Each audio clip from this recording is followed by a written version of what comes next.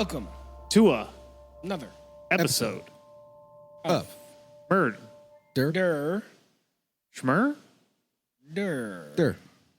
I'm Joe. Seth. I'm Ant.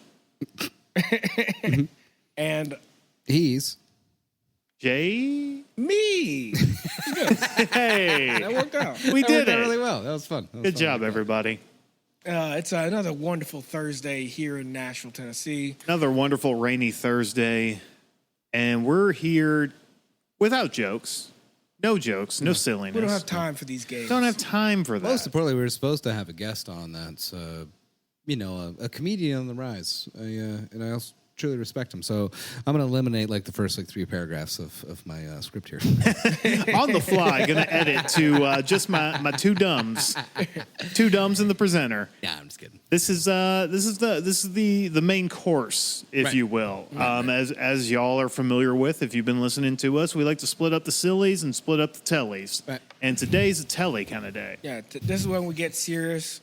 Don't get overly scientific with them. I mean, You're I feel right. like The people lose terminology interest is- if you get too in the weeds with You're right. the If I behind get the scenes talk. too you know? pedantic, you know? Yeah. And if you might be wondering to yourself, as a person who only watches the murder episodes, that we're missing our fourth. Unfortunately, we don't really go on Twitter too often, but we believe he was Me Too'd. The thing about What's His Nuts is we had to pivot real hard because it turns out we're all we try not to drown ourselves in the social media, Right. but there were some rather troubling trends, topics. It's no longer legal to have a convertible in Davidson County. Not really sure where that fits into the tags, but some stuff happened. And now there's 3 of us. Yeah. Yeah. Look, we still love and respect him very much, but Unless what he did is in fact correct. If he did do those things, then we no longer love and respect him. We know that's that fair. Allegedly, We don't know allegedly yet. going to a cookout in blackface, we get the sentiment that he was just trying to connect and be a part of the community. But No, we don't. Murder Schmurder does not condone that form of reaching across the aisle. acknowledge nor condone that behavior. No. That would have been fine. He wanted to be a part of the Black Panthers community, and he did his best. To be honest, is that so wrong? His black scent was atrocious. And I think that's what tipped him off. I think it's because he called it a black scent. Yeah. Yeah. I think he walked up and said, "Hey, my brother, how is my black scent?" With a pimp cane. Yeah. He's just swaying his hips. Where the white women at? Question mark. And then, yeah, it was a bad time. Yeah. Well, Bad either way, rest time. in peace. Yeah. It's a real shame what they did to his body. Yeah. Yeah.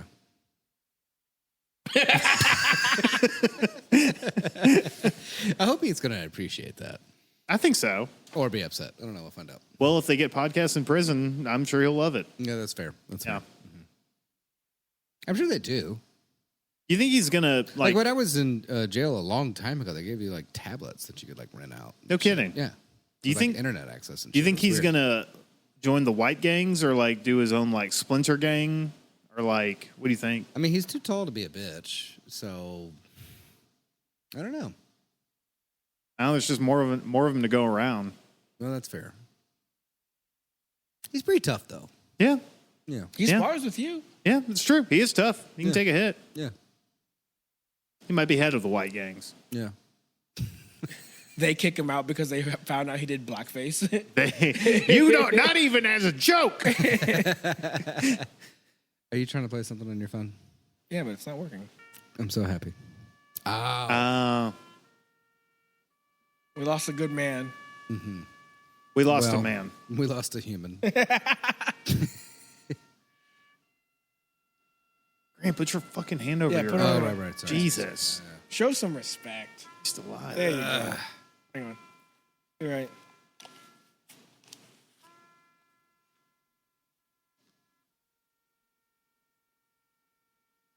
That's enough of that. That was good. All right. Yeah. All right.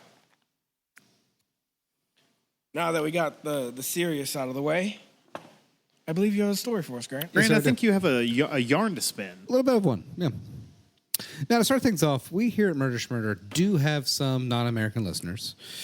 And to you, I say Yeah, we're thank popping you. off in Nigeria. Thank you, my Nigerian kings. Yeah, to you, I say thank I you. thought we were popping off in Rwanda. Might have been Rwanda. Thank you, my Rwandan kings. Rwandan Fuck you, kings and Nigeria. queens. Fuck Nigeria. Fuck every part of Hold on, we Africa might that have doesn't some listen people to us. listening from Nigeria. It's a massive continent. Make your friends. Nigeria's not a continent. No, Africa's a Africa's continent. the continent. Nigeria, Rwanda. You've been they're all hanging the out with same what's his face too much. Come on. And to you, I say thank you and congratulations. Honestly, I'm so happy that you're not fucking living here. Like, for real. Yeah, seriously, if you're an out of America listener, we'll shelter in with you if you'll have us. Actually, just send us your address. We may need it.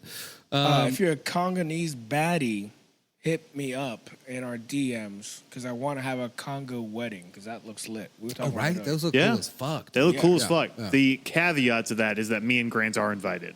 That is we have true. to be You will invited. have to invite a couple of white people. And I am going to be dripped out. Ooh, you have to. I'm say. thinking purple and Also, green. I'm great at ingratiating myself into different cultural settings. Yeah. Very good at that. And you could hire me for a heist because I'm a safe cracker. That is nice. I'm Very good. a delight to be around. Very good. I really enjoyed that. Also, a decent amount of listeners that we have are under the age of 40. So I thought they might enjoy a little explanation around our subject for today. Mm-hmm. Baseball is a game where two teams take turns trying to hit a ball with a stick and run around a square of bases, apparently shaped like a diamond. The pitcher throws the ball at a surprisingly high speeds. The hitter tries not to strike out, and the fielders try to tag them out with their big leather mitts. The pitcher. Object. Pitcher tries to throw the ball past the batter, which would make a strike, without throwing it too far away from the little box that they've established, Okay. which would make it a ball. So precision. The ball crosses a specific invisible box over home plate. You get 3 of these. That's 3 strikes. That means sit the fuck down. You're done. They call that an out. Exactly. Ball, a bad pitch outside the invisible box. You get 4 of these, which means 4 balls. Congratulations. You can walk to first base for free. That's what prompts that. And then there's the balk, a rule so outrageously confusing, even the players don't fully understand it. Essentially, the pitcher cannot fake out the runners on base. If they wiggle weird, the runners advance. Okay. Down. Let's think of these in dating terms. There's first base, which is making out. Right. Now, how do I get to first base and what are my 4 balls? First base is making out. Yeah. What are my 4 balls to just get to first base without even having to do much of anything? I mean, I guess if you have 4 testicles, then they'll just automatically make out with you, maybe? Yeah, because they might want to see them and feel them. Yeah. That's fair. I'll show Which you would my get 4. you to second base, actually. I'll show you my 4 balls if you kiss me. Yeah, which would get you to second base automatically. That's What is fine. your second base? Second base is grow piece. Yeah, That's groupies. hands. Yeah, hand stuff. Yeah, you get to touch the boobies. Yeah, sometimes you get to squeeze a butt.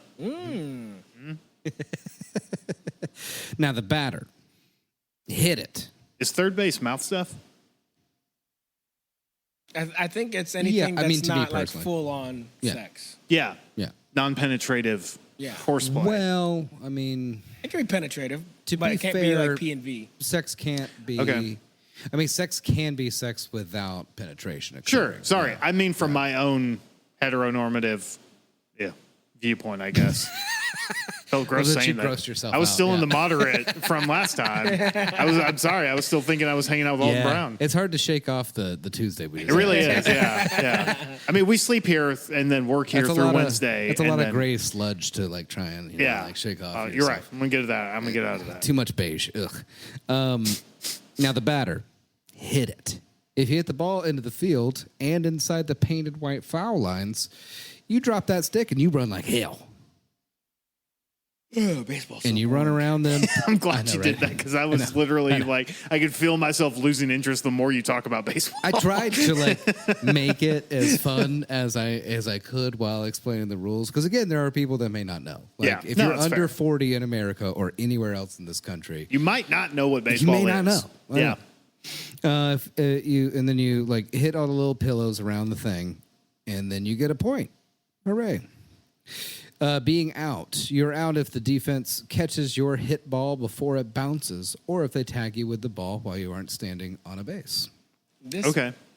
This explanation better play into the rest of your script. 'Cause Oh, if, 1,000%. if it doesn't, I get to flick your testicle. At least one time Yeah. for each yawn. Hey, quick question. So if they tag the ball while they're, after it's bounced and everything. Yep. So can they beam you with the ball? No. No? No, that's not cool. That's So not a cool thing basically, to so do. what happens if someone's like, let's say you're between second and third base. Second base person has the ball. Yeah. And you're like, oh, I better run to third. Right. Then they toss it to third. Yeah.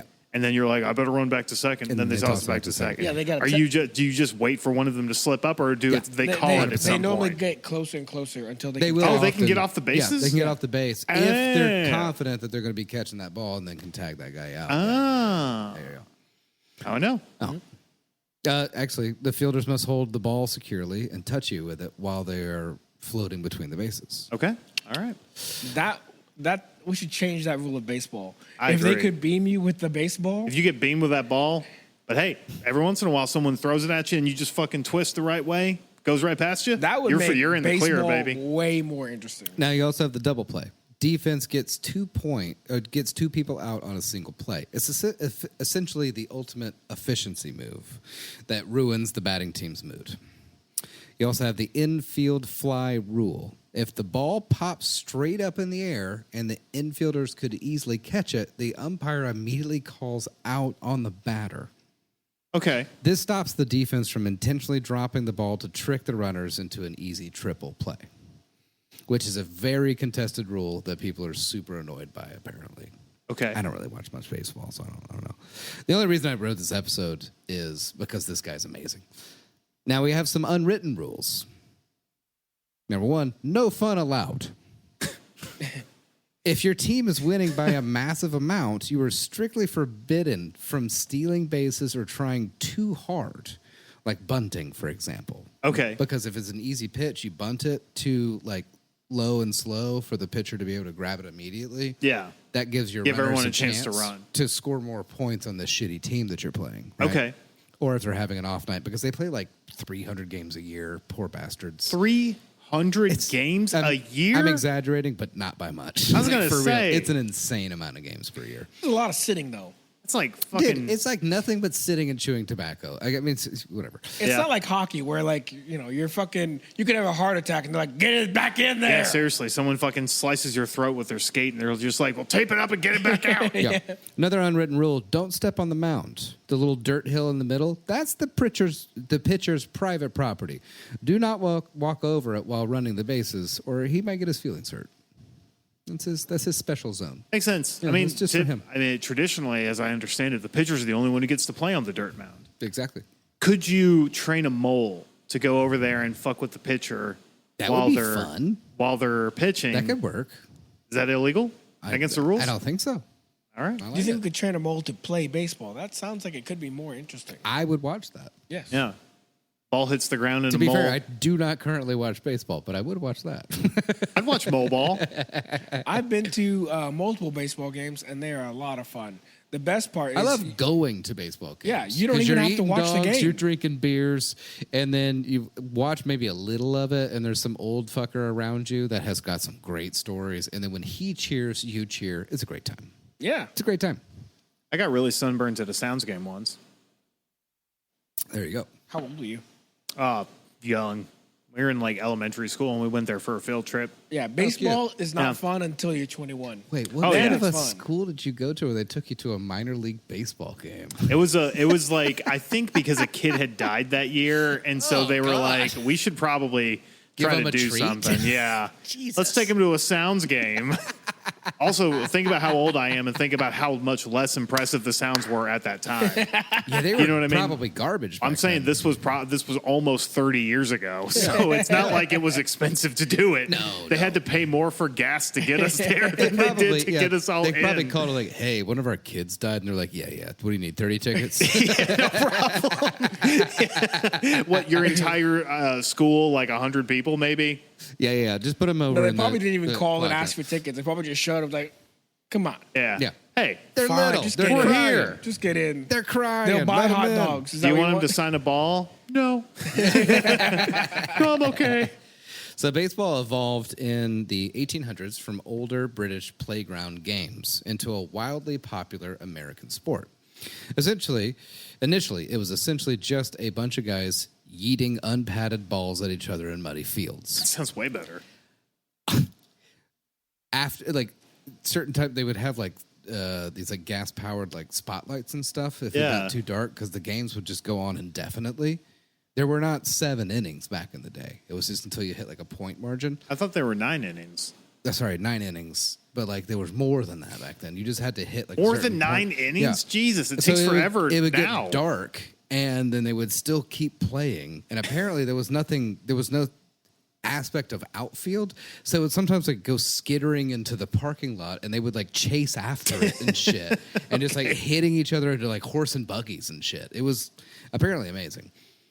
Once it was formalized, players and managers spent over a century making up absurdly specific rules, like the infield fly rule, and getting ejected from games over trivial arguments. 1876, the National League was established as the first successful professional baseball league. 1901, the American League officially declared itself a major league, sparking a 2-year rivalry with the NL for players and fans. So it was the American League and the National League. Okay. They both claim to be the league. Sure. Right. Before it was Major League, imagine how drunk these guys would get. Dude, well, think about like what. That's probably how they called the games. Like, I'm too drunk to play anymore. Well, who's one of the most famous baseball players of all time? Is like what? Babe Ruth, yeah. And that motherfucker was smoking and drinking and eating Have you seen his turkey legs diet? out there. Yeah, dude. Yeah. It's like if Babe Ruth had access to like fucking kinesiologists and dietitians and like all the shit that they have now, the man would have been a fucking superhero. Like Yeah. he was fucking clearing like homers like while like drunk as shit. Like Yeah, I don't know if you So- saw. I think it's like his wake up time was like, I think like 10 a.m. something like that. Yeah. But like I think like the first thing he drank was like a pot of coffee, like 2 pork chops and something like crazy like breakfast, and then he would wash it all down. I think it said with a pint of whiskey and ginger ale. the man's a hero. So the American League and the National League dissolved their separate legal entities and merged into a single unified organization under the MLB. Right. In the year 2000. Really? Yes. That recent? Yes. It's insane that we think of this as America's pastime. It's this like elite, I mean, hundreds of millions of dollars. I mean, have you seen some of these signing bonuses these guys get when they're like trading Dude. back and forth or whatever? Yeah. Like sometimes it's over NFL money. And NFL actually gets viewers. It's wild. Yeah, what's the dude who the only reason I know this is because I have a coworker, shout out Leonard, hey Leonard, who loves the Angels and hates the Dodgers. And as he should, yeah. Yeah, and Shohei Ohtani used to play for the Angels, Yeah. and now he's like one of the best players in the world, and like left the Angels to play for the Dodgers for like an ungodly amount of money. Dude, it's like, insane. Like several millions of dollars. Yeah. Like, Yeah. It's nuts. yeah. Now, Cy Young is considered one of the greatest baseball players of all time and entered the majors in 1890 and played for 22 years. He Damn. holds the all-time records for innings pitched, 7,356. Damn. Games started 815 and completed games 749. That means that he, as a pitcher, played all 9 innings for 749 games. That's insane. This dude's Really arm is must have insane. been a fucking cannon. Yeah, he threw 3 career no-hitters in the league's first perfect game. which is where the other team doesn't score at all. Wow. Because of him. You know what I mean? The highest honor a pitcher in the MLB can receive is the Cy Young Award. Okay. Right? That's kind of like the Heisman if you're talking about college football. Okay. You know? Now, that y'all have a little context, I want to tell you about my favorite pitcher of all time, and is arguably and hilariously as good as, if not a little better than Cy Young. They played around the same time, and he broke almost as many records as Cy. Okay. One of the most feared pitchers in baseball. He had an excellent fastball, a sharp-breaking curveball, a screwball, which is something that doesn't really happen anymore, that sucks so much. I've heard of them. Instead of a curveball where it's like going towards and then just moves the last minute, it's literally a very slow pitch that kind of like spirals and then somehow speeds up and then hits the What kind of sorcery is that? I don't know. I don't know how these fucking guys did it. I don't know. Like baseball is boring as it is. There are some pitchers that you're like, seriously, what the fuck did you just do? You know? Yeah. But in superb control. His strikeout to walk ratio was almost 3-1. And he led the major leagues in strikeouts for 6 consecutive years. This man's name was George Edward Waddell. Waddell? Waddell. Born in Pennsylvania in 1876 and played professionally for 13 years and was more commonly known as the Rube. The Rube? Okay. Was also a massively eccentric moron. We're talking... Are you okay? I don't know. I think I'm dying. Are you like allergic to sports history? Or? Yes. He must be. Yeah. You might be. So when you say moron, are you talking in the classical sense of the word?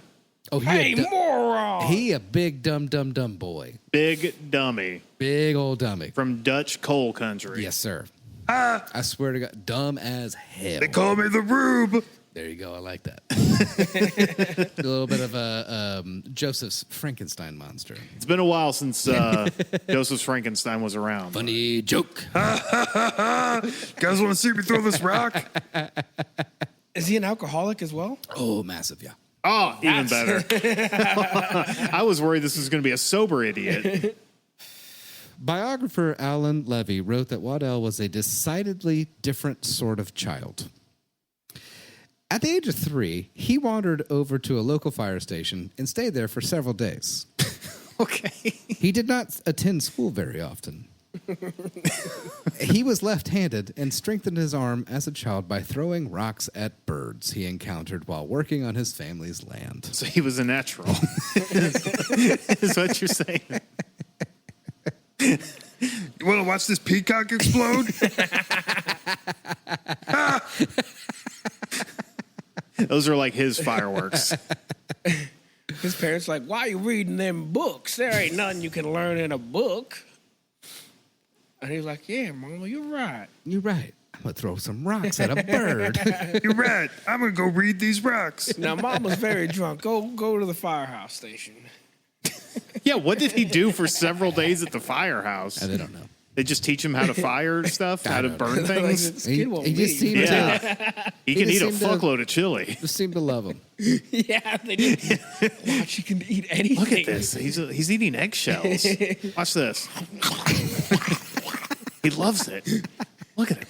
He also worked on mining and drilling sites as a youngster, as it's quoted. Okay. Okay, so it's past 1876, but we're before 1900. If they're calling him a Youngster? youngster, he's probably like 6. 8. Yeah. Yeah. 6 or 8, Like a Which- visible child. which helped his conditioning. Okay. Also, just while reading like biographers, like you're reading like historical documentation, especially in the world of baseball, I don't think I've ever laughed harder. Like they're just documenting facts, and it's the funniest fucking thing I've ever read. You know what I mean? And I just love it so much. Very little known about his early life and exactly how or why he decided to play baseball. But by 18, he had a very strong arm and was really accurate. Probably hitting all them birds. So he's ready for the minor leagues, which I believe at the time just had open auditions. So I like to imagine that he was wandering by a field one day or chasing a fire truck. saw some guys playing ball and decided to hop in. And he gets picked up in Butler, Pennsylvania. I also, just to interject real quick, because he was working on drill sites and shit and was from Pennsylvania, I like the idea that the first minor leagues he played in was just games set up by the local actual miners. Probably, like in between busting rocks, they were like, let's play some ball, you know? And they're minors, so that's why they call it the minor leagues. Yep. And that is a certified almost fact. That is history. Maybe. Anyways, from here, you want to work your way into the majors to play professionally, or they actually fucking pay you. There's 3 levels to it: single A, double A, triple A. You get promoted mostly due to your stats, but there are some politics and social aspects to it as well. For the most part, he was good-natured, but very simple-minded. Direct quote. So catcher Jack Nelson nicknamed him the Rube, a common phrase for hicks or yokels back in the day, and it immediately stuck for the rest of his life. He was the Rube. The Rube forever. When he first started playing, he didn't really understand the rules of the game. For example, if the batter hits a ground ball to the pitcher, he would scoop it up. A pitcher can scoop it up, throw it to first, and then, if the guy on first base catches it before the runner gets there, he's out, right? Right, okay. But apparently, he would just bean the runner in the back. See, would be more interesting. The Rube had the right idea. But apparently he was good enough to get scouted by a local college. I ain't never heard of a college before. He was given free tuition, which he took huge advantage of. Not even a little bit. No. Room and board, $1 a game, and all the free tobacco he could chew or smoke. That's a fucking deal right there. He averaged 15 strikeouts per game. How much food did he average? That's the bigger question. They don't really talk very much about him eating food until we get a little later in the script. Okay. I bet you he could eat him out of house and I was home, about though. to say, he probably ate fucking 12 cheeseburgers a day. This guy was putting it away. Yeah. But literally, 15 strikeouts per game is insane. That's a lot, right? Dude, it's like way over half. You know? Yeah. A few times he had the rest of his team leave the field while he was pitching. No shit. So instead of this guy can't hit, everybody move in, Yeah. he would literally just have them walk off the field and then strike them out where they would just immediately could have a home run. Just an infield home run, no problem at all, and would strike them out. Damn. Yeah. That's sick as hell. And then he would strike them out. And he would celebrate by doing cartwheels, walking on his hands, or somersaulting off the field into the dugout. Somersaulting into the dugout? Watch me go. This guy's whimsical as fuck. The coach is like, we got him a professional clown who can do balloon animals. It makes him happy. Yeah. Yes. Yes. We got him one of these new pinwheels. Whee! Not until you strike him out. What's his name again? The Rube. No, I mean, what's his actual name? William? Edward Waddell. Edward. Yeah. Eddie. Not until you strike him out. Got a new Apparently they all just called him Rube. I'm sure. Yep. Yeah. He probably just thought of himself as Rube at some point. He forgot his own name. His first professional contract was for $500 with Louisville. Seems like a lot back in the day. A lot. Yeah. He pitched for 2 games. No way. During that short time, he was fined for excessive drinking, which he spent all of his $500 on, and refused to keep playing. So, just for context, they gave him $500 to play for the Cardinals, or Louisville at the time. Yeah. They became the Cardinals, He blew it all on booze. Probably immediately. Played for 2 games, which is 2 days. They play games day after day after day. Yeah. In baseball. So 2 days. And then they were like, hey, you blew all your money on booze and you're drunk as shit. We're going to have to fine you for drinking. And he said, I quit. What year is this? Oh, fuck. At this point, I think we are... Early 1900s? We are before 1900. Okay, so we're like 1890s? Yeah. We're Joseph, in like mid to imagine late how 1890s. cheap a beer is. Dude. Yeah, it's like Probably a not fucking even penny. I was going to say not even a nickel. Yeah, You know? $500. I'm gonna say a nickel. Maybe. Dude, If for you're a in a nice place. If you're in a nice place for Yeah. a nickel, they probably give you a beer and a hot dog. Yeah, And he blew it. And he blew $500. in 2 days. Let's just And say, he was paid for the season, right? Joseph, let's just hardball it and just say it's a nickel. Let's For say a beer. nickel for easy numbers. Yes, that's still 20 beers for $1. For $1. He played a couple of exhibition games for them, like kind of like sort of mid-late season or whatever, and then was loaned to the Detroit Tigers to gain professional experience. Basically, we don't want to deal with his ass. But So he's really good. He was sent to baseball military school. Kinda. It was like, look, he's really good, but he's your problem now. You know? He lasted for 9 games there and was fined for playing in sandlot games with the local kids, and also fined for defaulting on his rent. Yeah. I didn't know they had to pay. Again, I'm assuming he blew all his money on booze. Rube quit that team too and disappeared for several months until eventually being discovered wrestling alligators in a traveling circus.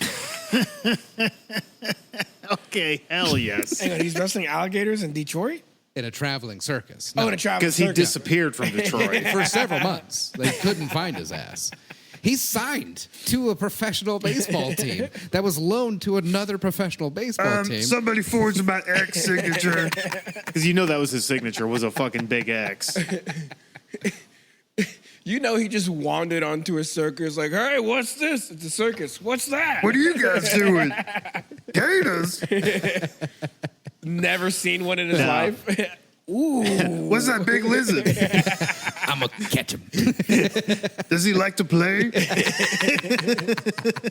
Just like, I guess they're having fun. I don't know. He went on to briefly pitch in Canada and then in a semi-pro league back in Pennsylvania. However, Louisville retained his rights. Wait. His brain is so, like, it's so simple. He understands the Gators. Yeah. Probably. Because he's just got a reptile brain. It's just pleasure, it's just fear. been smoothed over so bad. Yeah. Like, he connects with the reptile. He understands fight, flight, pleasure, and he's too dumb for flight. Yeah. So all he knows is how to play baseball and have a good time. So he probably like touched the Gators like, you're one of me. You feel like an old handbag. I'm going to get you. Yeah, he's just grabbing my neck. I will get you. The Gator's scared for its life. Please let me go. Please let me go. You're a weird dog. The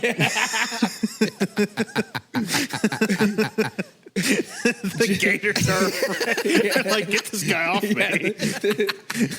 The circus leader was like, you know what? It works. The people love him. You know, he's banged the contortionist like 8 times now. I don't know. Yeah. I mean, So, however, Louisville retained his rights and was lent again to Columbus of the Western League in 1899. so Louisville still technically is holding his contract? Yeah, exactly. Yeah. Okay. Yeah. So this is all happening over the course of a season? Dude, this is like 1 year.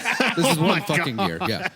Well, this is in between seasons. So it was the end of a season, and now we're in the beginning of another season. Okay. They found him wrestling alligators. So it was like, no, we No, paid baseball, you to baseball. play baseball. Yeah. And they were like, here, you deal with them. You know, in Columbus at the Western League in 1899. The franchise moved to Grand Rapids mid-season and finished with a record of 26-8. Okay. For a baseball team to do that well by transitioning over is kind of amazing on its own. But Ladies and gentlemen, I welcome you, the alligator fighting man, the Rube. And then like one of the baseball guys like, Rube, what are you doing? Yeah. Hi. Well, so here's exactly We thought you were dead. Jamie, this is exactly what I'm talking about. He quickly became the fan favorite in 2 different cities. He would show up just before the games in his street clothes, separate from the team who had been there for a while to like warm up, interact with the fans. Oh, the Rube don't warm up. Getting ready in the locker room. He's never heard of you know, No, things he's- like that, right? because fans would show up early to watch them warm up or get their ball signs, everything like that. The Rube would come in through the grandstands, walk through the fans, grabbing and slamming their beers, eating their hot dogs out of their hands, and often starting fights with them. It's a wonder this guy didn't play for Philadelphia because I feel like they would have loved that shit. Oh, he does play for Philadelphia. Called it. Okay. Cool. Yeah. Okay. that makes a lot of sense. Usually changing into uniform while on the field or heading to the pitcher's mound. Okay. Also, it's well known that he didn't wear underwear. So he's just hog out, Just fucking dick and balls out, putting on his baseball pants because he had his street clothes This on. guy would be the most famous athlete of all time now. How do we not know about this guy? That's the crazy thing is because they spent so long trying to make baseball like a real sport. Like an American family sport. Yeah, exactly. Because it was on the radio before we had TV. That's why it's the American pastime, all this bullshit.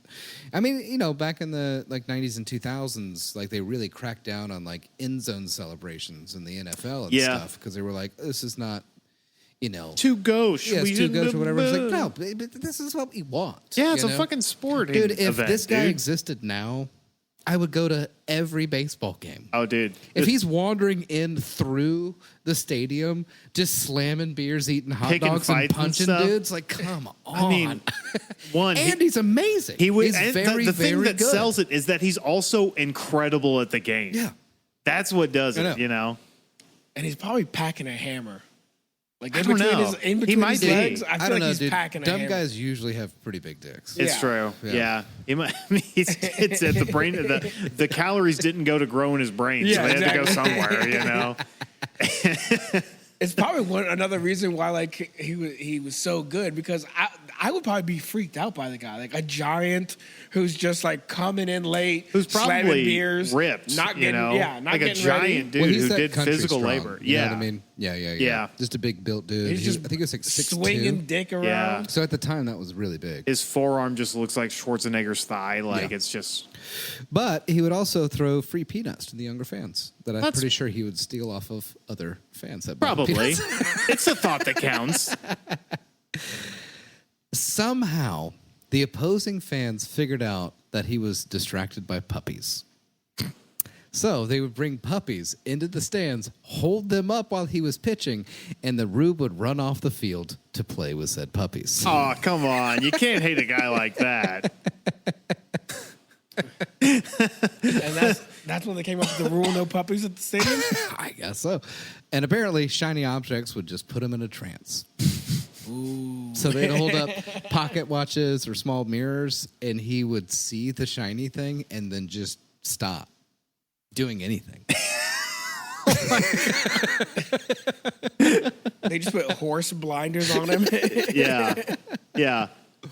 Oh my God, I can see a little me in this mirror. He would also leave in the middle of games to go fishing. All right, see you tomorrow. Just like put on his, like... His fisherman's hat. Yeah. Rube, it's the bottom of the fifth. We have 4 more innings. Yeah, you guys got it.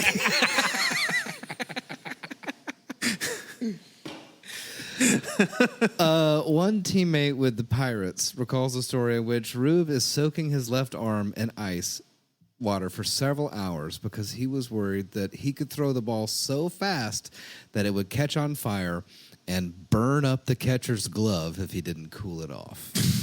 That's just a fucking idiot. It's just cartoon rules, baby. Yeah. Like, he probably thought... Well, if I throw it too hard, I'll just punch a hole right through that guy, and then I'll be a murderer.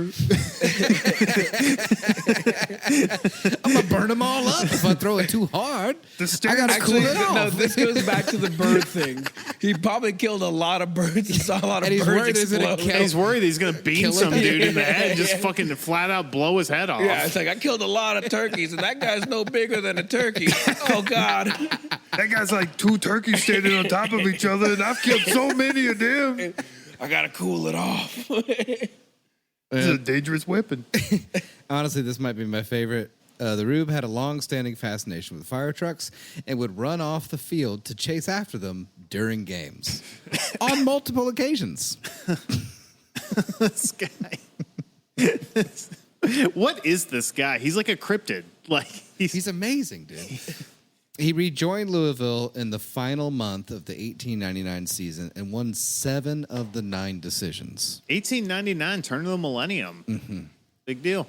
When the National League contracted to 8 teams for the 1900 season, like 1900, Louisville ownership bought the Pittsburgh franchise, and the Louisville franchise was terminated. Louisville's top players, including the Rube, Honus Wagner and Fred Clark, these are like massive. Well, the other 2 are still historically massive names. I feel like they tried to like kind of write him out of history. It sounds like it. Yeah, were transferred to Pittsburgh. They literally they killed a team and then absorbed any of the players they want. They took 3. Yeah. And the Rube is one of them. How many players are on a baseball team?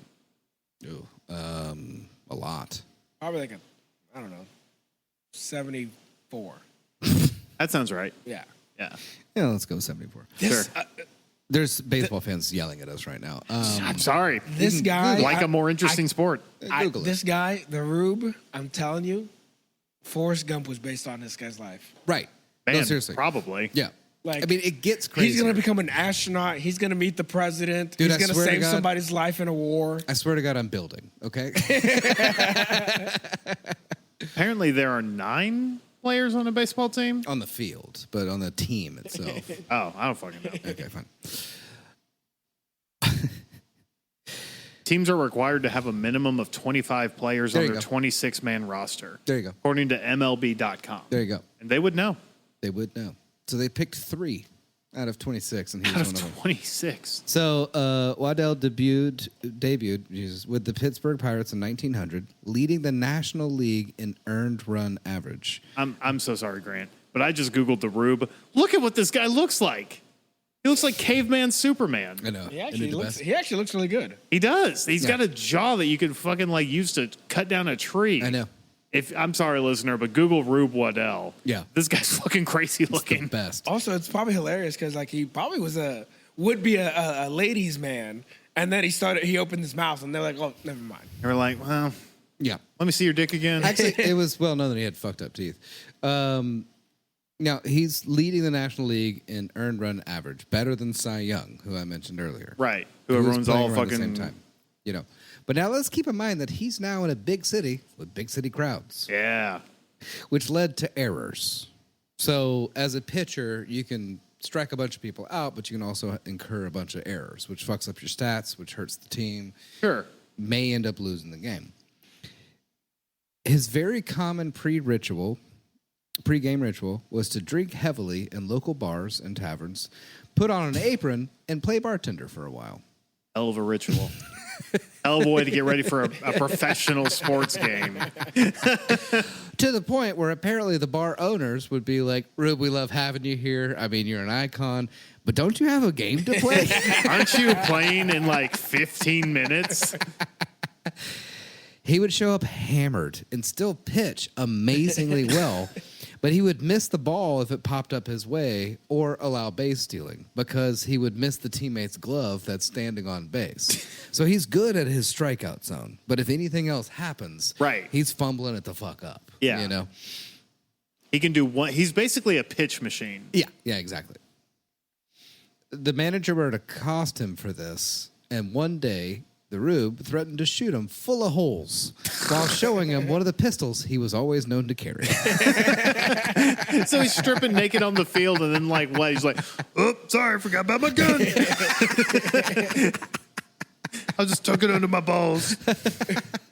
Now, this may come as a He shock. just drops it often. yeah, right. I have to assume Sorry. he is dropping his gun on a regular basis. Oh yeah. Bartending. What can I get you? Sorry about that. Oh, I'm sorry. I'll put this over here for now. Man, I could have sworn I put some bullets in here. Now, this Look may what I come- can do. Oh, usually it doesn't do that. Yeah. This may come as a shock, but his manager, Fred Clark, suspended him for this. No. Yeah. After this, he pitched in semi-pro ball in small towns such as Punxsutawney. The Milwaukee Brewers manager, Connie Mack, learned of his availability. Hey. With Pittsburgh approval, Mack convinced Waddell to pitch for the Milwaukee A's for several weeks in the summer of 1900. You know what Milwaukee's This is now got? his longest stint. Milwaukee, Inning. PBR. They got a lot of beer. Oh, yeah. Milwaukee was in the newly named American League, formerly known as the Western League, which was not yet directly competing with the National League. So legally, I guess you could say it was all okay for him to be playing there. On August 19th, Waddell pitched the first game of a doubleheader for Milwaukee, winning the 17th inning on his own triple. Damn. Mack offered Waddell a 3-day fishing trip vacation if he agreed to pitch the second game. Usually, if you run a pitcher that hard, you don't play him in the next game. Sure. But he did so fucking well. Rube apparently was like, no, I'm tired. I don't want to do that. And he was like, what about a 3-day fishing trip? And he was like, okay. Is there going to be beer? Yes. Oh. All the fish you can drink and beer you can eat. After which, Waddell threw a complete game shutout for the victory. That's all he had to do was promise him a fishing trip? Yeah, and he literally threw a perfect game. He just struck them all out. That's, you know what? That's the carrot before the donkey right there. So he immediately headed to Pewaukee Lake to go fishing. Okay. Like he left, struck everybody out, and then immediately left to go fishing. And then immediately it was like, All right, Time for my trip. time to go have some fun. Now his love for fire trucks did not fade over time. Oh no, quite the contrary. He started wearing a red shirt underneath his uniform, oh, that's kind of cute. just in case that distant ringing bell could be his call to action. He would strip off his top layer and run off the field to go fight them fires. Well, he did. He was at that fire station when he was a kid. You know, it must have made an impression Actually, on that's a him. very good point. He You probably know? was like, I want to be like them guys. Yeah, they had Dalmatians. They were probably nice to him. Yeah. You know, I mean, I'm sure he was like, Oh, those are my heroes. you know. I'm gonna say right now, the Rube was a cab and loved firefighters. Yeah. Yeah. Now, The firefighter just felt bad for him. He was like, God damn, this kid's It's dumb like, as this rocks. guy. We have to take care of him. Now, Pittsburgh, the team that he was literally like threatened to shoot the manager Yeah. of, Full recognized his talent and asked for his return, which the A's, who he was playing with, happily complied with. Because again, he's winning, he's crushing games. Yeah. But he's also chasing after fire trucks and drinking like a fucking monster before every game. They just can't handle Yeah, that. and so so they kick him off. This other team picks him up. They see from a distance he's winning all these fucking games, but there's no TV, so they don't see his actions. Right. They just know he's winning. He's winning. Yeah. And so like they're like, "Hey, can we have him back?" I'm like, "Yes, please, fucking take him." You know. And they don't stop to think, why are they so eager to get him off their hands? Didn't we just fire him? I don't know. He's winning games. You know. Yeah. Waddell had worn out his welcome in Pittsburgh by 1901. This is less than a year. Fred Clark told the owner, trade him, sell him, drop him off a fucking bridge. Do anything you want to him as long as you get him off my team. And his contract was sold to the Chicago Orphans at the time. They were called the Orphans? They're now called the Cubs. The Cubs used to be the Orphans? What? Why? No one's showing up to our games. I don't know. I think there might be a branding problem. Guys, I'm just gonna come right out and say it. Orphans is too sad a name. We should be something more fun, like the Cubs. And then we'll just never win a game for like 100 years, and it'll be great. Right? The Cubs had a whole thing, right? Where they sucked real hard. They didn't do the series for, it was about 100 years. Yeah. Then managed by a man named Tom Loftus. Despite his previous successes managing Waddell in Columbus and Grand Rapids, Loftus was not given the latitude to cope with Waddell's problems as the Cubs manager. When problems like chasing fire trucks during games, drunkenly fighting with fans, this again led to his suspension. Rube left the Cubs to pitch for semi-pro teams in Northern Illinois. I don't know if you guys have noticed a pattern yet, but it's happening. Frank Chance and Joe Quintillion then invited Waddell to join a barnstorming team that traveled to California, where he was persuaded to stay and join the Los Angeles Lulus at the time. Okay. In a league that a year later would become the Pacific Coast League. Again, baseball is just a convoluted fucking mess or whatever. But apparently a barnstorming team back in the day was kind of similar to like banana ball, like the Savannah Bananas that we have this day. Or like so they were like really, really good, fast, talented, but they would just do a bunch of antics and stuff. So I think they wanted the Rube because, again, he would like cartwheel and somersault into the dugout. Well, he's like incredible and stuff. Fucking wild animal. Yeah, that's exactly. perfect. Yeah, exactly. Yeah. Connie Mack, then in Philadelphia, was desperate for pitchers. When he learned that Waddell was pitching in California, he dispatched 2 Pinkerton agents to kidnap. The Pinkertons factor into this?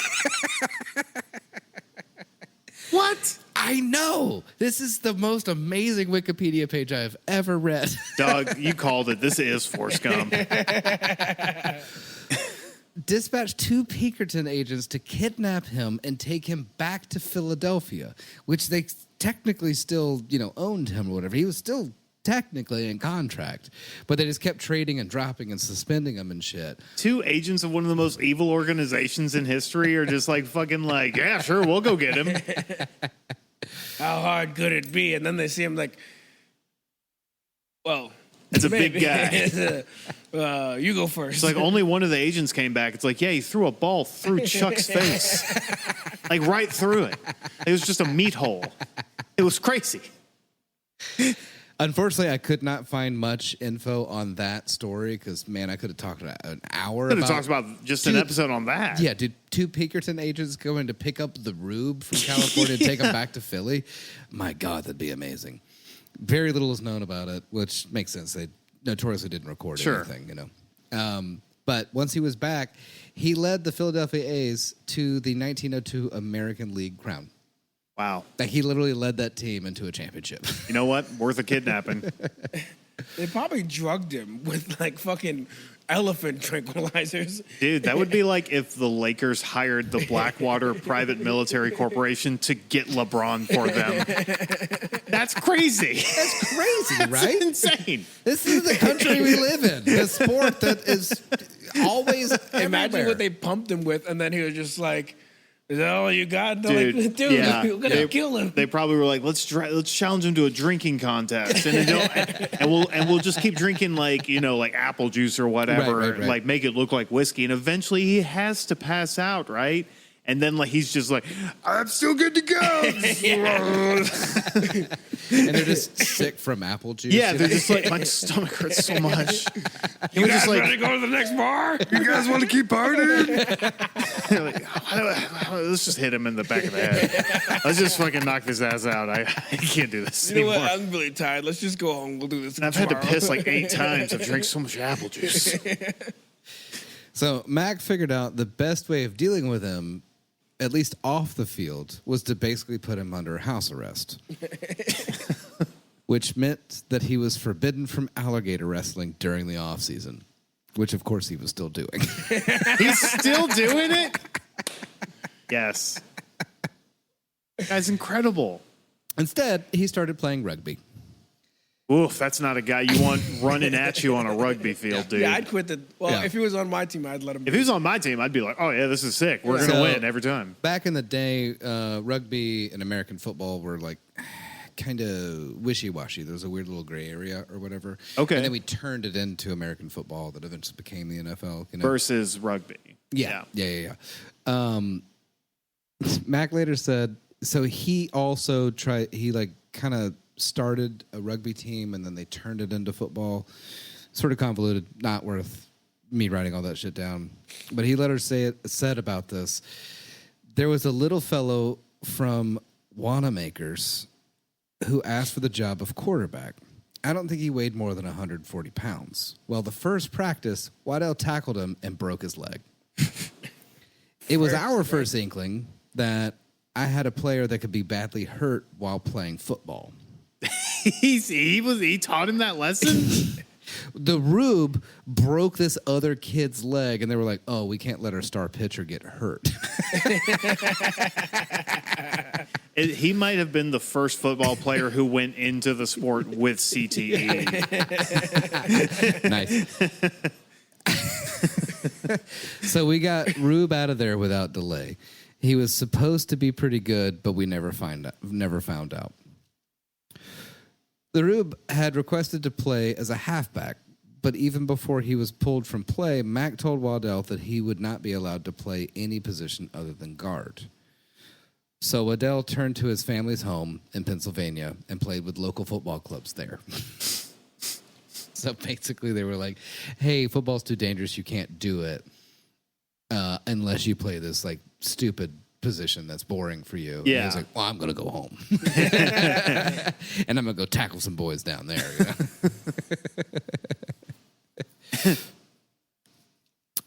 He played with various football teams in his later years and also had a brief stint as a goalkeeper in the St. Louis Soccer League and was apparently pretty good there, too. No kidding. Yeah.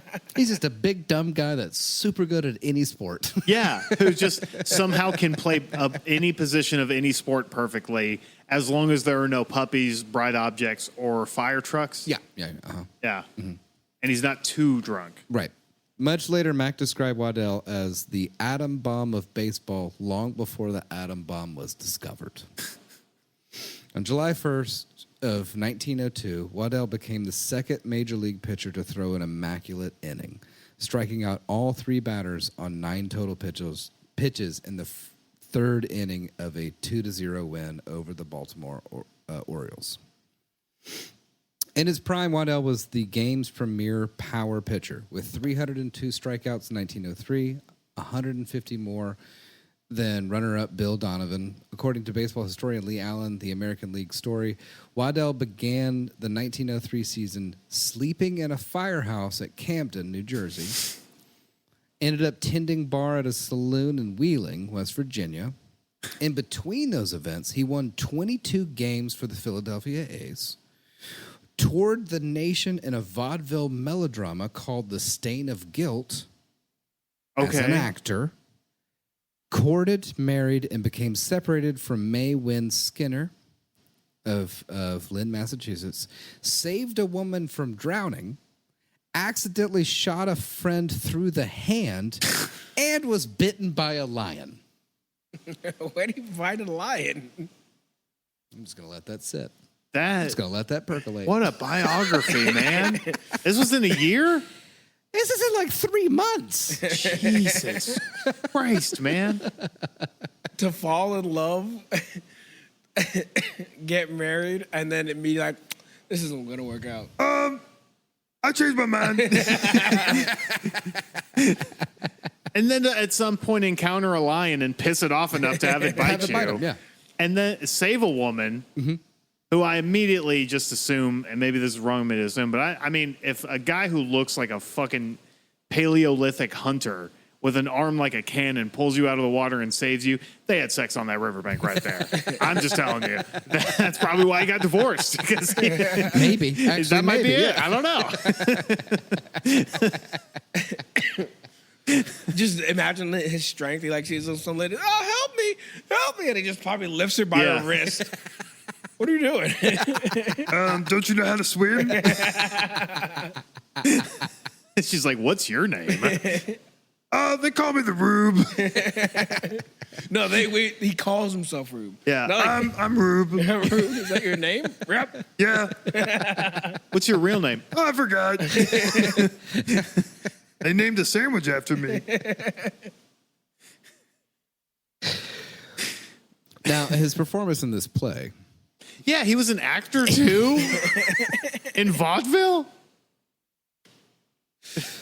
And his performance in The Stain of Guilt was notable in that his co-stars, who had quickly realized that he was incapable of memorizing his lines. Well, sure. Why? Why even have him?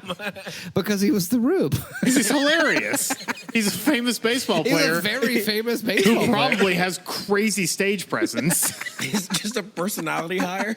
Well, I think literally, yeah. vaudeville also was a very interesting when it wasn't just minstrel shows. You know what I mean? Like it was just horrible racist shit, but like it was also a very. That is like the third time. Good save.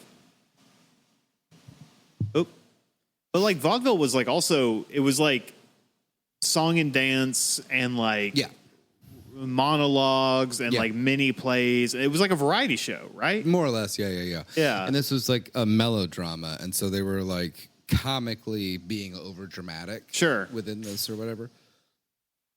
So I think in that instance they were okay with having this like celebrity hire or whatever, because it would put butts in seats, and they could also like play into it. Yeah, if they wanted to. Watching this dude struggle through A Midsummer Night's Dream, I'm sure was hilarious. Yeah. So once they realized that he was incapable of memorizing his lines, they allowed him improvise his lines every show. Of course. The play was critically acclaimed and was much discussed for a scene in which the Rube lifted the actor playing the villain and threw him across the stage with ease. That was the favorite moment of the show.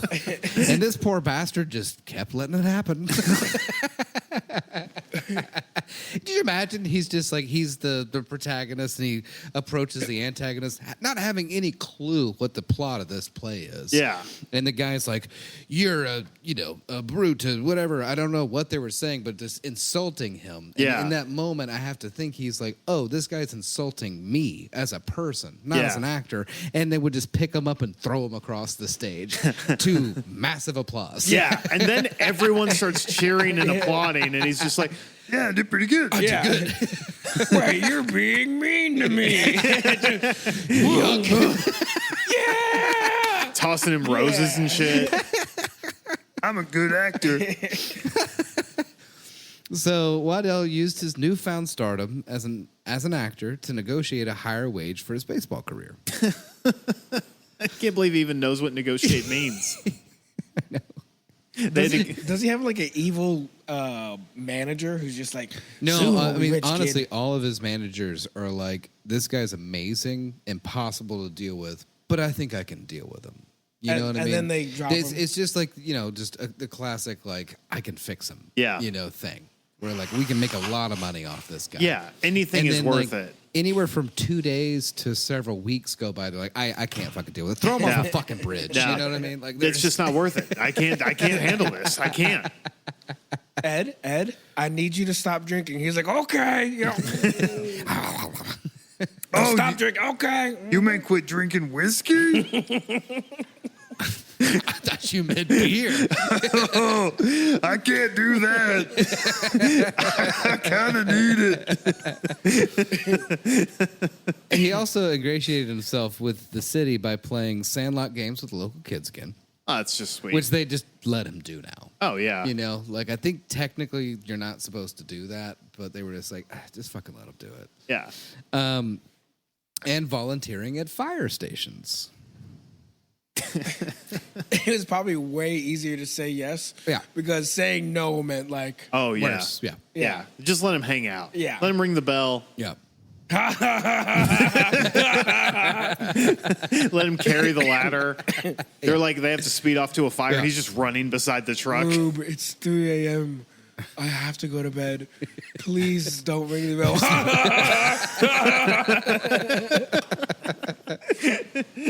He's just spinning around the pole nonstop. He saved 2 other men from drowning while duck hunting. What a guy. One time, he was on a boat party and heard someone scream for help. He immediately jumped overboard and saved a log.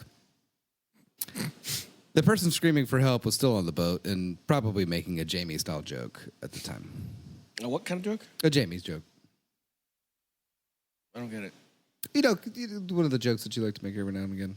Which is what? Screaming for help on a boat. Do I do that? I don't know. You do it a lot. Every time we've been on a boat, I tell you, don't do it this time. James like, I'm not going to do it. I'm not going to do it. And then next thing you know, the Coast Guard's there and everyone's all fucking pissed off. You're in a movie theater, fire screaming. You know, Yeah. Go to a gun range and yell, "I'm the one with the biggest gun. Everyone has to listen to me," which they love. However, it's rumored that he actually saved 13 people over the course of his life. Damn. This guy's a fucking hero. Waddell followed that season with 349 strikeouts in 1904. 110 more than runner-up Jack Chesbrough, I think. No other pitcher compiled consecutive 300 strikeout seasons until Sandy Koufax in 1965. Wow. Waddell was the opposing pitcher for Cy Young's perfect game on May 5th, 1904, and hit a fly ball for the final out. So he also... he batted, of course, as he had to, and the only reason that they didn't win that game is because he hit a fly ball for an out. So if he had batted just a little bit better in that game, he would have beat Cy Young, the guy that everyone creams themselves over. Yeah, exactly. Yeah. But he had better stats than him, right? Yeah. Waddell's 349 strikeouts represented the modern era season record for more than 60 years. And remains sixth on the modern list. So in modern baseball, he is still sixth out of 10. Yeah. To this day. Damn. Yeah. Sick. In 1946, it was initially believed that Bob Feller's 348 strikeouts had broken Waddell's single season mark, but research into his 1904 season box scores revealed uncounted strikeouts that lifted him back above Feller, blah, blah, blah. Baseball statistics, who gives a fuck? There's like one fan right now who's like, I give a fuck. Waddell still holds the single season strikeout record by a left-handed pitcher. Like, he is technically the best left-handed pitcher of all time still, which is kind of fun. In 1905, Waddell won a Triple Crown for pitching and apparently gave that game ball away for free booze at a local tavern. A very notoriously famous ball game in Philadelphia that basically every bar owner that had like a bar, like to this day, if their bar was that old, they all claim that they have the Rube's ball. Okay. Behind their bar. Yeah. Because he wandered into a bar directly after the game and just gave it to the bartender for free booze. Hang on, he did this multiple times or just used the same ball? There was this one game that was like incredible in Philadelphia. It was a Triple Crown, so they were having like their basically before the World Series or whatever, but this kind of was the World Series in that league, if you will. Yeah. And he won all 3 games back to back, like beat that other team and just smashed them, right? And so Philadelphia, being Philadelphia, was like, let's party, let's go tearing the crazy. city Yeah. apart. Yeah, we're the know? best. Fuck everybody else. Let's turn And over then some that cars. Final ball, like that final pitch for that final strikeout, they give that to the pitcher. Yeah. And you're supposed to like sign it, keep it, give it to family. Sure. Hold on to it. Do Yeah, whatever. Yeah. I mean, like a lot of times, there's, balls in like the Hall of Fame and Sure. shit. He immediately took it and just went to the first bar. It's just like, beer, please.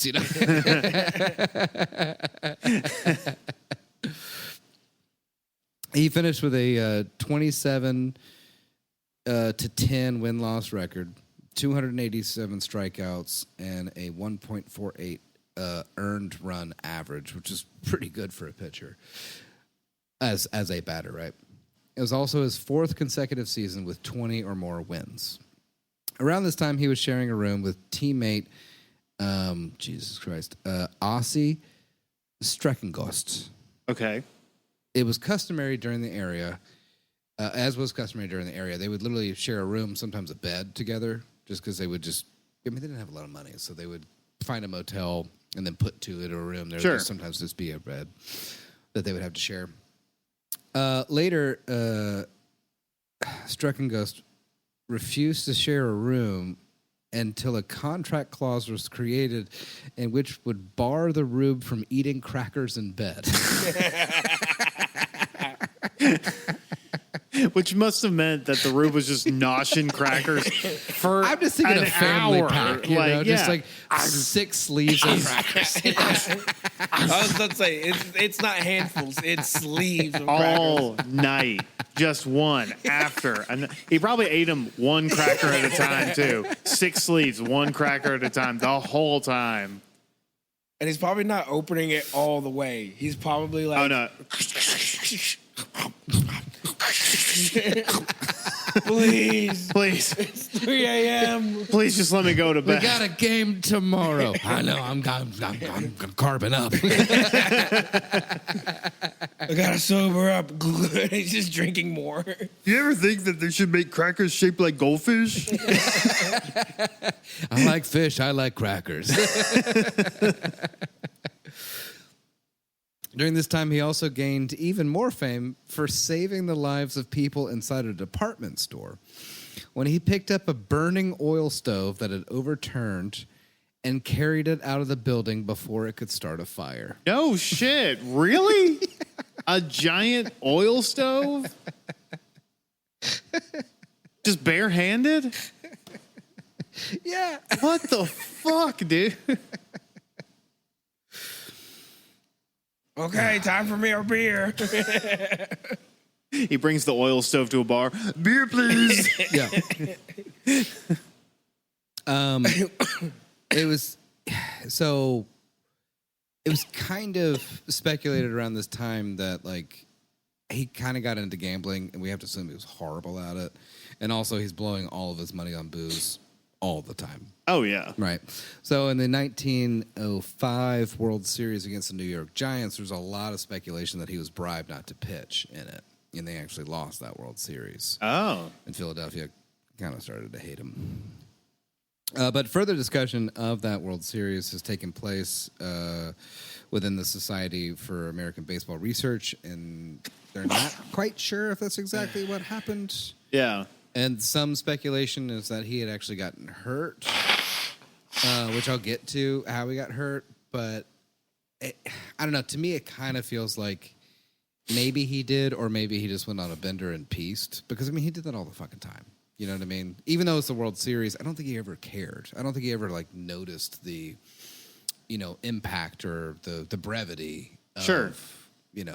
Not brevity, but, like, the, Importance or whatever. Yeah. I'm gonna take a wild guess. His injury comes from. Remember back in the day, they would have circuses and they'd be like,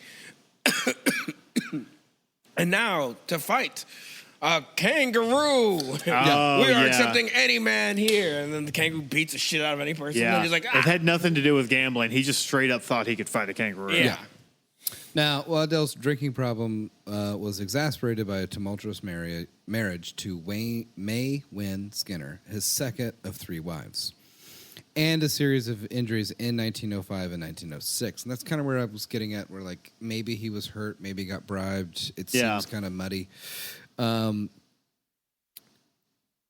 But Skinner, his second wife, threatened to prosecute the Rube for bigamy because she did not recognize the divorce granted Rube in St. Louis from his first wife. But the divorce granted by the circuit court on February 9th, 1910 was legal, so the former Miss Waddell had no case. Yeah. Okay. Now I'm imagining him getting injured and then getting drugged through court probably fucked with him. Probably. I mean, could you imagine him like throwing rocks at birds, chasing after fire trucks, wrestling alligators, wandering off of a game to go fishing? Yeah. He's now like forced into a suit and had to sit in front of a He's mesmerized judge. by shiny objects, and now he has to give a deposition or whatever. Like, no, he doesn't know how to do that. He doesn't know what's happening. bigamy. Just confused by every other word. I mean, I am a big guy.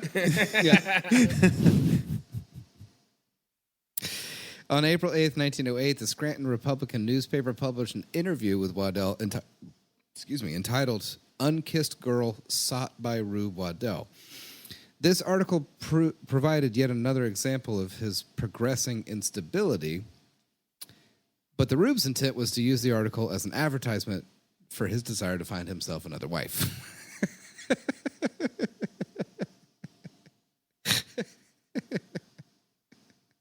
You know what that is? 2 birds, 1 stone. Which he did pull off when he was a kid, and he threw that fucking giant rock, and it ricocheted off that one bird and hit the other bird. He invented that phrase. And Ken Burns' 1994 documentary, Baseball, claimed Waddell had even lost track of how many women he had married. In his time, alcohol use began to erode his relationships with his athletics teammates. The guy that hated that he was eating crackers in bed was a one-time friend who regularly fetched alcohol and fishing poles for him, squabbled with both Waddell and Mac for being treated differently for the same offenses. Yeah. Yeah.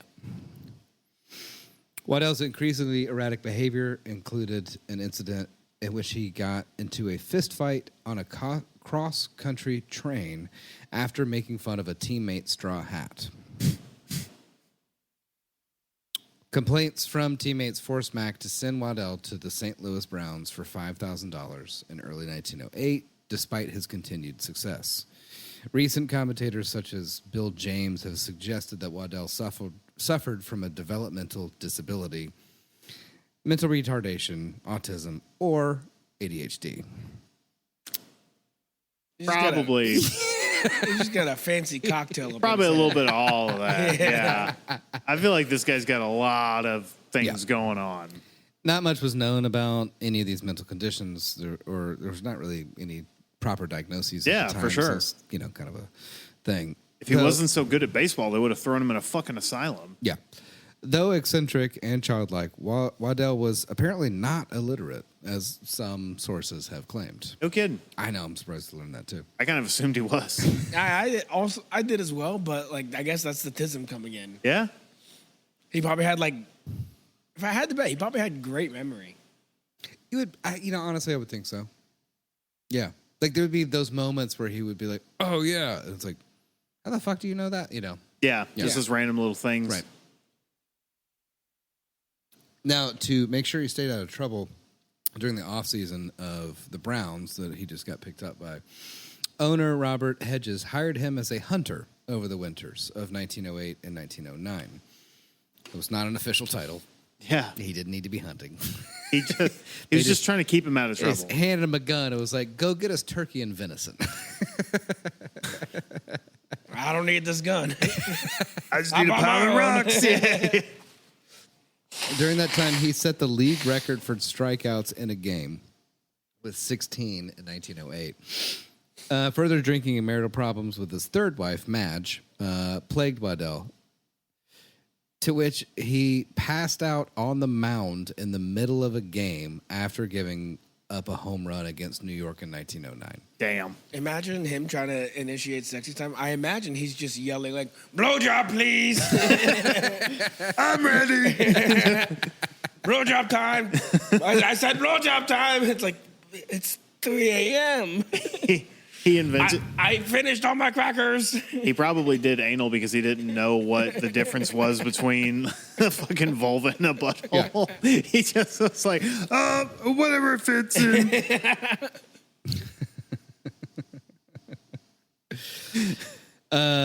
Those incidents led to his release in 1910 officially. He finished the season pitching with manager Joe McGinty for Newark in the Eastern League and never played another major league game.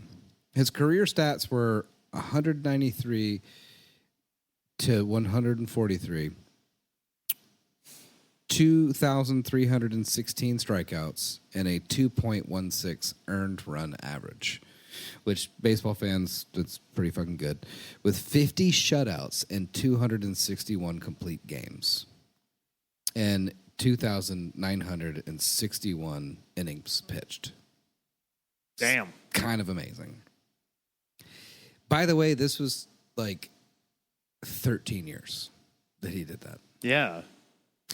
After his major league career was over, Waddell pitched for parts of 3 more years in the minor leagues, including a 20-win season for the Minneapolis Millers in 1911.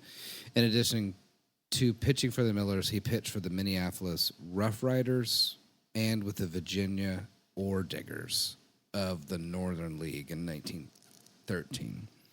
So he pitched for 3 different teams in a season. Yeah. I think simultaneously, if I read it right when I was like doing the research. Or Probably whatever. more of the same of like, we can't fucking have I think this it was, guy out he was here. just kind of like bouncing back and forth Yeah. or whatever. By that season, however, his health had declined to such an extent that he no longer resembled the muscular, long-limbed hero of the prior decade. While in spring training with the Millers, Waddell helped save the city of Hickman, Kentucky from a devastating flood in the spring of 1912. He helped stack sandbags in chest-high freezing water for 13 hours. Jesus. Catching pneumonia, he lost much of the vitality that had sustained him, and a second flood there was a flood in Hickman, and there was another flood that increased his pneumonia. In 1913, that took the rest of his vitality. That same year, while in Minneapolis, he was diagnosed with tuberculosis and moved to live with his sister in San Antonio, Texas. His health never recovered, and he was placed in a sanitarium in nearby Elmendorf until he died at the age of 37 on April 1st, 1914. He was 37? 37 years old. Jeez. This guy packed a lot of life into a few years. Dude, 18 to 37 is what I covered. Wow. Amazing. I'm imagining. I love him so much. The 13 dude. hours when he's packing the I would sandbags. watch baseball if there was more Rubes. Yes. You know? If there was one Rube, I'd watch baseball. Can you imagine, if there was one per team? Oh, my yes. That's how you fucking sell baseball tickets. If imagine the 13 hours while he's stacking the sandbags in ice water. Yeah. Yeah. I'm imagining he's got a bottle of whiskey. It's getting cold. Oh, yeah. I need more of this. Warm again. He just picks up a St. Bernard that has, the rum around its thing. He's Yeah. just like, Hold on, puppy. Okay. Go out of the way. Good boy. Man, this wild is cold. That's a good doggy paddle. what was he doing in Hickman? I don't know. He just He was there. playing in Minneapolis at the time. It made I no think sense. God was trying to kill him, and he sent the flood. And the Rube said, No thanks, God. No, it was probably managers or people who hated working with him. Hey, Rube, look, a train. I like trains. he just hopped on it, and then they just ended up in Hickman. Yeah. As long as there's not a straw hat on it, I'll get on that train. Just some dude's like, are you the Rube? Yeah. That's me. Well, there's a flood coming. Can you help us? Yeah, no problem. Is there any beer? It's well, if you're going to help us. It's okay, thanks. That's all I needed. Wow, man. Yeah, I love that guy so much. What a fucking guy. I know. What was the crime in here? Oh, there's none. I just loved it. I know. I was so terrified that it was gonna be and that's when the Rube killed his first sex worker, and I was like, no, I can't do it. Not the No. Rube. This is a complete one-off for us at Murder's Murder. I I know people may complain there's no murders, but fucking If come you on. complain about an episode with the Rube, then we don't need you listening. If you got no happiness in your heart, just let this be a fun You know what? one. There's enough unhappiness, pain, and misery and tragedy in the world. Let us just have one. Yeah, Look, we just finished up a 4-parter on a heist that was so well Heist done was by, great. by Jamie, and they were funny, but there's some heavy moments to it, of course. Yeah. I thought I'd give a little sorbet to everybody because we're about to launch into, Joseph series that's going to be. Some lighthearted white supremacy. It is tentatively titled An Unfortunately Incomplete History of White Supremacist Militias in the United States. Yeah, And it is as much of a laugh riot as you think it's going to be. it's not. Well, there's a lot. I have a lot of fun jokes dunking sure. on dumb white supremacists. Which And is- there's going to be a You're lot of dunking great on stuff. them? Dude, I For a love person that low-hanging looks fruit. like you, I have several jokes in each of my scripts about how ironic it is that I look like how I do, and I am. Yeah, trust me. yeah, you are a giant bundle of irony. You know that, right? I know. Yeah. Yeah. I could be a lot worse. There's like the white supremacy aspect about you. Don't say it like that. You're saying it like you're based on how I look. How I look. Based on how I look, not how and what I believe or practice or anything like Exactly, that. Let's yeah. clarify. To make that clarification, you look like you could very easily walk into a Klan meeting and they'd be like, "What of us?" Yeah, I mean, I do think you should maybe go undercover if things get worse than they are. It is entirely possible that in my younger days, growing up in Springfield, that I would see people talk about, "Oh, South will rise again," and I would have fantasies, prolonged fantasies, where a new Confederacy would spring up, and I would become an inside man, and I would go in because I can talk hillbilly, and I would go in, and then I would kill all of them. Very and then Black I would, Panther-esque. and then I like would it. get to burn down my horrible racist town that I lived in. Black Panther. I like that. The White Panther. That's you. Yeah, wow. The other irony about you, being so vehemently against organized religion while also being the name, or your first name being the stepfather Of our Lord. of our Lord and Savior, Jesus It's true. Christ. It's true. All of us have biblical names in my family. My daddy was a preacher for a long time. Then he stopped. Then it's like, I got other things to do. Yeah, and then he was like, you know what? I think I was wrong. I will always give my dad credit on that. He still has a lot of the Bible memorized. If you ask him, like, hey, what's Exodus, 23:17? He's like, in the King James version or in the, this other version? I'm like, and he can do it. But then, he just eventually was like, you know what? I think I was wrong. I think God's fake. And then, Oh wow, he went that far. yeah, and then I was, and I A lot remember, of times, preachers or pastors that leave their posts usually just have an issue with organized religion as a whole.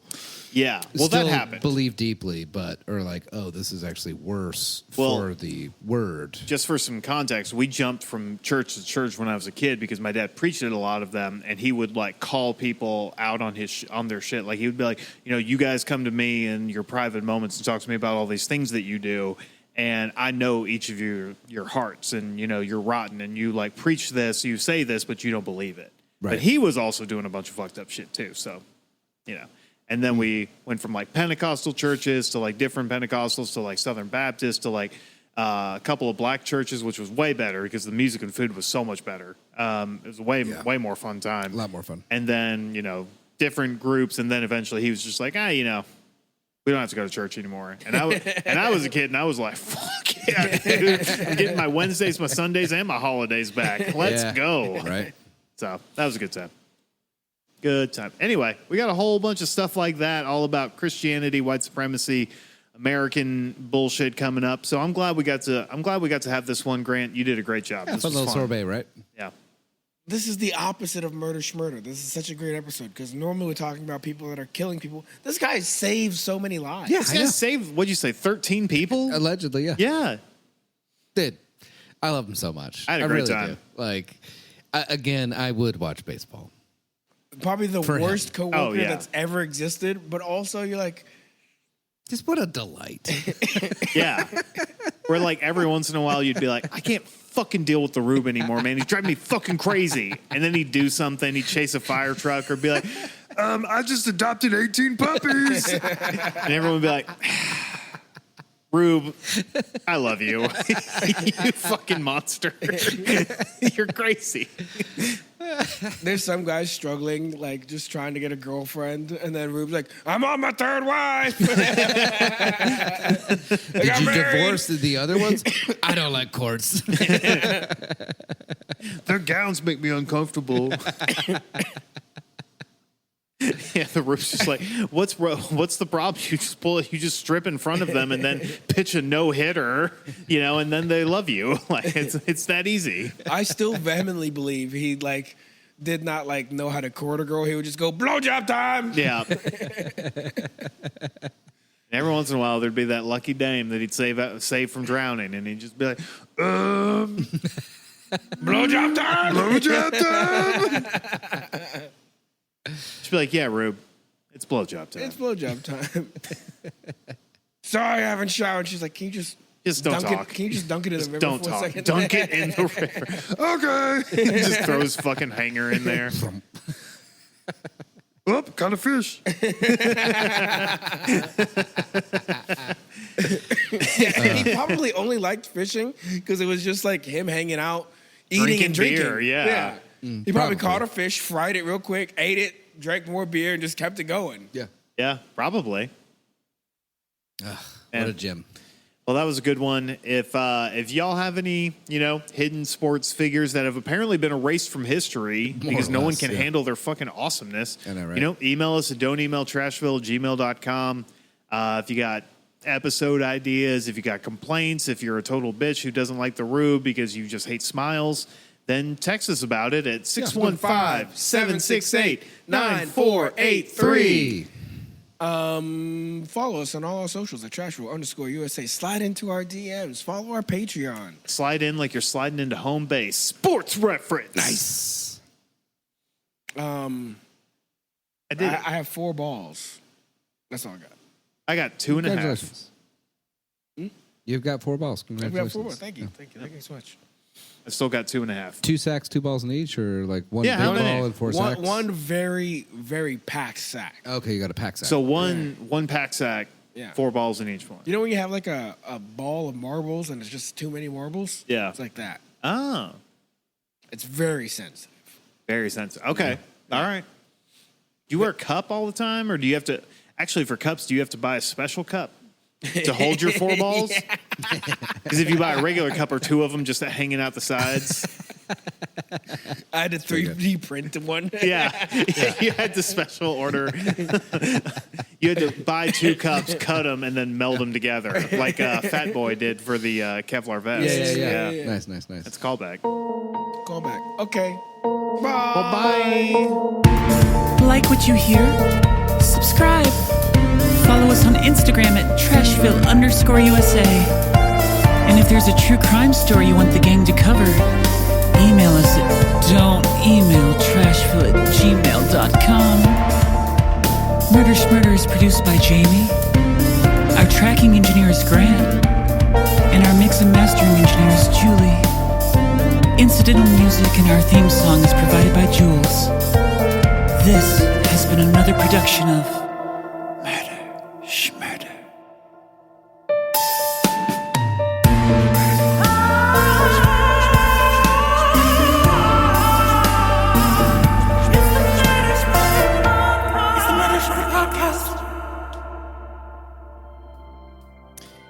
Here at Murder Schmurder, if there's one thing we can all agree on, it's this. You gotta laugh or you'll cry. Right now, there's a lot to laugh and cry about. And while we talk about a lot of fucked up stuff and delve into some of the worst crimes in history, we try to make light of these things not to devalue the events or the victims or survivors, but because I genuinely believe it's one of the only ways for sentient life to understand and process the horrors of life. And it's not lost on us that most of the victims we talk about in our true crime misadventures are the most vulnerable in our country: sex workers and racial and or queer minorities. If you'd like, you could roll back the tapes and find several hours worth of ranting on this by each of us. That being said, sometimes the boys get rowdy and we end up yes-anding or attempting to outdo each other, and we say some gnarly shit. Hence, lower the bar. Hence lower the bar, which is not going to stop happening. No, it's a very fun game. It's a very fun game. So, I want the listeners to know that while our intention is to never punch down, we do fuck up. And we learn and we try to get better. Are we going to fuck up again? You bet your ass. Absolutely. 1,000%. Will it be funny when we do so? 1,000%. Probably for us. 1,001%. I hope so. And definitely for us. One of my favorite things is laughing at you guys. No. But here at Murder Schmurder, we value our brothers, sisters, and non-binary homies out there. BIPOC, LGBTQIA2+, whatever member of the alphabet mafia you are, we got your back. And we hope you have ours as we continue to grow, learn, and support each other through these dark times and come out the other side stronger than ever. And since we're here, we're just going to unequivocally say, fuck fascists, incels, cops, nationalists, and whoever else has a problem with people being who they are.